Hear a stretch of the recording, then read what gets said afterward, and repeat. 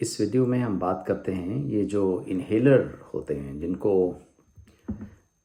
Public language میں عام فہم میں پمپ کہتے ہیں، سانس کی بیماریوں کے لیے جو پمپ کا لفظ استعمال ہوتا ہے، اس کے بارے میں بڑی غلط فہمی ہے عام لوگوں میں اور کسی حد تک کلینیشینز میں بھی، ڈاکٹرز میں بھی۔ عام پبلک کا، لوگوں کا یہ خیال ہے کہ یہ جس کو بھی یہ پمپ یا انہیلر لگ جاتا ہے وہ پھر ایک مستقل طور پر ان کو لگ جاتا ہے اور وہ اس سے جان نہیں چھڑا سکتے۔ اس ویڈیو میں ہم بات کرتے ہیں کہ کیا یہ بات سچ ہے، اور انہیلر تھراپی یا انہیلر یا پمپ کی سانس کی بیماریوں کے لیے جو ٹریٹمنٹ ہے ان کے اندر کیا ہوتا ہے، اور کون کون سی بیماریوں میں اس کا استعمال جو ہے وہ کیا جاتا ہے، اور حقائق اس کے بارے میں کیا ہیں، تاکہ ایک عام آدمی کو اس سے فائدہ ہو سکے۔ تو سب سے پہلے جو انہیلر کا استعمال ہے وہ عام طور پر دو قسم کی بیماریوں میں، خاص طور پر جہاں پر سانس کی نالیوں میں بندش ہوتی ہے، نیرو ہو جاتی ہیں، جب ان کے اندر بندش ہوتی ہے، اس کی مثال ایستما ہے جس کو دمہ کہتے ہیں، اور دوسری بیماری جس کو ہم COPD کہتے ہیں، یہ اسموکرز میں ہوتی ہے۔ اگر 15-20 سال متواتر سگریٹ پیتے رہیں تو سانس کی نالیوں میں انفلمیشن، سوزش کی وجہ سے وہ تھوڑی موٹی ہو جاتی ہیں، سخت ہو جاتی ہیں، تو اس میں سے جو آواز نکلتی ہے اس میں ایک وسلنگ ساؤنڈ آتی ہے، سیٹی کی آوازیں آتی ہیں، اس کو ہم COPD کہتے ہیں۔ یہ کامن دو بیماریاں ہیں، دمہ اور COPD،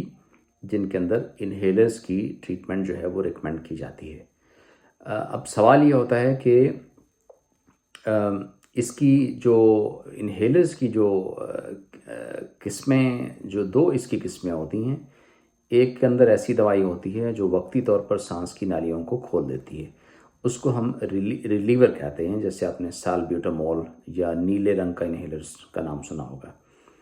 تو اگر اس کو غیر ضروری طور پر لمبے عرصے کے لیے استعمال کرتے رہیں، جو صرف وقتی علاج کے لیے ہے،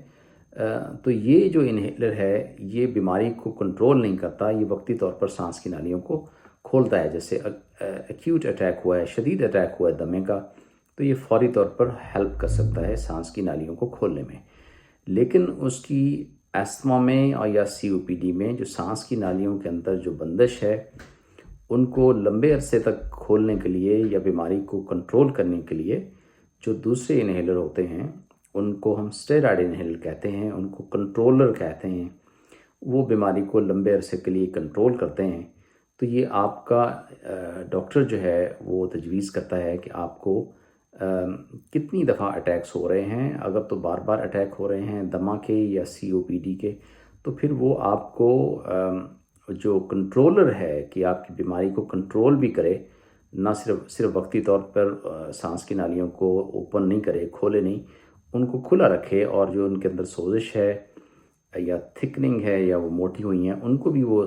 مسئلے کو حل کرے، اس کو ہم کنٹرولر کہتے ہیں۔ یہ انہیلرز یا پاؤڈر کی شکل میں ہو سکتے ہیں یا یہ اسپرے کی شکل میں ہوتے ہیں، اور سوال یہ ہے کہ ڈاکٹرز آخر انہیلر ہی کیوں دیتا ہے؟ یہ کیوں نہیں ہو سکتا کہ ہم انہی جو دوائیاں انہیلر کے اندر ہیں، جیسے سالبیوٹامول کی گولیاں کھا لیں یا اسٹیرائڈ گولیاں کھا لیں؟ تو ڈاکٹر آخر انہیلر کیوں پریفر کرتا ہے، یا انہیلر کے گولیوں کی نسبت کیا جو ہے فوائد ہیں؟ تو اس کا جواب یہ ہے کہ اگر آپ ایک گولی کھاتے ہیں، سانس کی نالیوں میں جو مسئلہ ہے وہ ایستما میں اور COPD میں، وہ صرف سانس کی نالیاں جو ٹریکیا ہے، ونڈ پائپ سے نیچے جو سانس کی چھوٹی چھوٹی نالیاں ہیں ان کے اندر بندش ہے۔ اگر آپ ایک ایسی گولی، اور خاص طور پر اسٹیرائڈ کی گولی جن کے 10-12 سیریس سائیڈ ایفیکٹس ہوتے ہیں، مثال کے طور پر آپ کی سکن تھن ہو جاتی ہے، وزن آپ کا بڑھ سکتا ہے، آپ کو بلڈ پریشر کی، شوگر کی شکایت ہو سکتی ہے، آپ کو معدے کے اندر انفلمیشن یا اسٹومک کے اندر السر ہو سکتے ہیں، آپ کی بونز ویک ہو سکتی ہیں، آپ کی آئیز کمزور ہو سکتی ہیں، یعنی جسم کے ہر ٹیشو کو یہ گولیاں متاثر کرتی ہیں، کیونکہ یہ آپ کے منہ سے ہوتی ہوئی معدے میں جائیں گی، وہاں سے بلڈ میں جائیں گی، بلڈ سے پورے جسم کے اندر سرکولیٹ ہوں گی، اور پھر جا کے اس کا ایک حصہ جو ہے وہ لنگس کی پھیپھڑوں کی سوزش کو جا کر ٹچ کرے گا، اس جگہ کو ہٹ کرے گا جہاں پہ سانس کی بیماری ہے۔ تو وہ تمام ایریاز کو محفوظ رکھنے کے لیے اسٹیرائڈ سے اور اس کے سائیڈ ایفیکٹ سے آپ کو فوکس دوائی دی جاتی ہے جو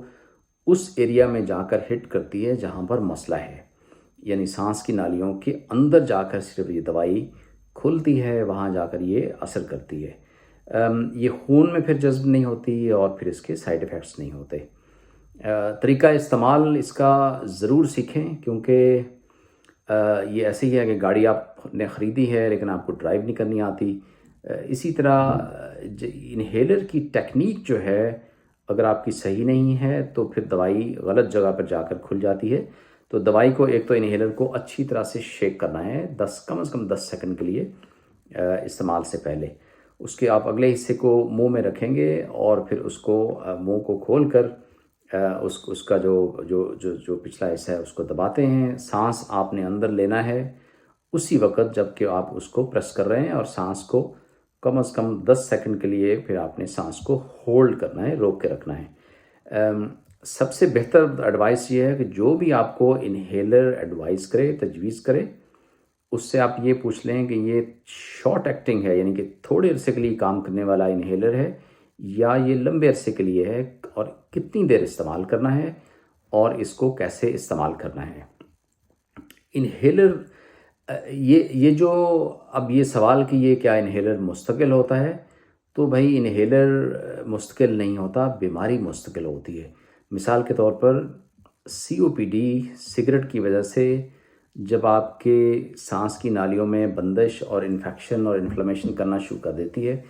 تو اس وقت تک یہ تقریباً لا علاج ہو چکی ہوتی ہے۔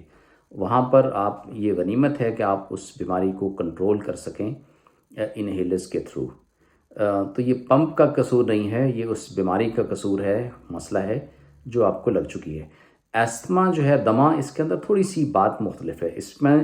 آپ کی سانس کی نالیوں کی بندش کچھ سیزن سے بھی وابستہ ہوتی ہے، کچھ الرجک چیزیں جن سے آپ کو الرجی ہے باہر فضا میں یا کچھ کیمیکل سے، تو ان سے اگر یہ ایستما آپ کو اٹیک ہوتا ہے تو ممکن ہے کہ بیچ میں کئی ہفتے آپ کو اٹیک نہ ہو۔ ان دنوں آپ کو انہیلر کی ضرورت نہیں رہے گی۔ تو انہیلر پرماننٹ نہیں ہے، یہ بیماری کے اوپر ہے کہ بیماری زور کرے گی تو آپ کو انہیلر لمبے عرصے کے لیے لینا پڑے گا۔ مثال کے طور پر اگر آپ کو دمے کے اٹیک سال میں 6-7 دفعہ ہوئے جا رہے ہیں اور ہوتے ہیں، اور آپ کو جو وقتی ریلیف کرنے والا پمپ ہے اس سے بہتر نہیں ہو رہا، تو آپ کو اسٹیرائڈ والے انہیلر کی طرف جانا پڑے گا، اور اس کی ٹریٹمنٹ کا دورانیہ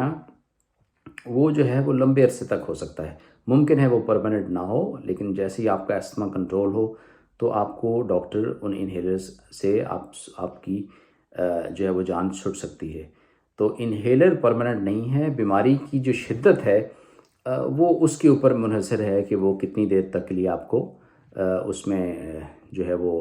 انہیلر ٹریٹمنٹ چاہیے۔ تو یہ اس کے بارے میں ایک کامن بیماری ہے، خاص طور پر جہاں پر گرمیاں یہ ڈسٹ زیادہ ہوتی ہے، فضا آلودہ ہوتی ہے۔ تو اگر آپ کو اس بارے میں کوئی سوال ہو یا آپ کوئی خاص انہیلر لے رہے ہیں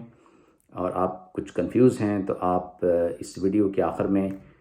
کامنٹ باکس میں آپ درج کر دیں، اور اس کا کوشش کر کے میں اس کا آپ کو جو ہے وہ جواب دینے کی کوشش کروں گا۔ تمام دوستوں کا شکریہ جنہوں نے اس چینل کو سبسکرائب کیا ہوا ہے۔ Health care with doctor Naeem اس چینل پر ہیں، اور بہت ساری اور بھی ویڈیوز ہیں، آپ فارغ وقت میں ان کو دیکھیے، اور کوئی ایسی ویڈیو جو آپ کو لگتا ہے کہ کسی دوست کے لیے فائدہ مند ہے، آپ ان کو فارورڈ کر سکتے ہیں، ان کو واٹس ایپ کر سکتے ہیں، ان کو آپ فیس بک پہ سینڈ کر سکتے ہیں، اور اگر آپ نے سبسکرائب نہیں کیا ہوا تو چینل کو سبسکرائب بھی کر لیجئے۔ آپ کی توجہ کا شکریہ۔ کسی اور ٹاپک میں دمہ اور COPD کے متعلق جو ہے علیحدہ سے ایک ویڈیو بنا کر اس کے اوپر بات ہوگی۔ ایک دفعہ پھر سے آپ کی توجہ کا شکریہ۔ خدا حافظ۔